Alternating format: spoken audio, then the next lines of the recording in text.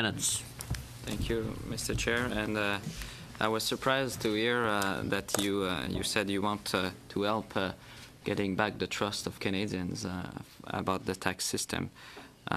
Because, my question would be, do you think that setting up a scheme in the Isle of Man for 16 people who can pay $100,000 a fee to get that scheme for them, do you think it helps getting back the trust of Canadians about the tax system?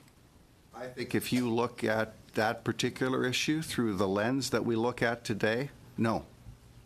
I think that if you look at that issue in the lens that existed at the time in 1999, where it was policy and practice for individuals to have monies in a non-resident structure offshore, it was a very different time. I mean, we used to smoke in restaurants in 2006. We used to text, in our cars up until 2 years ago. Times change and we change with it. Looking at it through that lens, it can't defend it. Do you think continuing to set up complicated scheme by a bunch of lawyers and accountants to help avoid paying taxes? You said you are free, every taxpayer is free to arrange their affair as they see fit, as long as it's legal.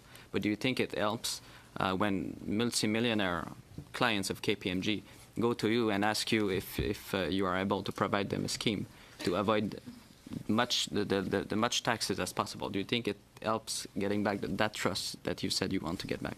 That with respect isn't what we do. I mean, what we do for the 35,000 tax clients we have is we help them comply with the tax law, but we also provide planning. So if you're a successful entrepreneur that runs a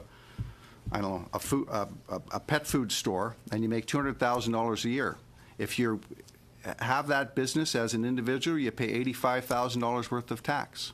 If we help them incorporate, they pay $25,000 a year in tax. We can save them $60,000 a year in tax. That's tax planning, and that's absolutely legitimate because the government policy is to allow small business owners, small and medium-sized business, to earn up to $750,000 of their income and pay a very, very low rate of tax. That's how we keep the economy going. So our role is, one, compliance, but also two, to ensure that our clients understand the opportunities that are available to them, all legal, all lawful, within the income tax system. Just my last question, Mr. Chair, would be about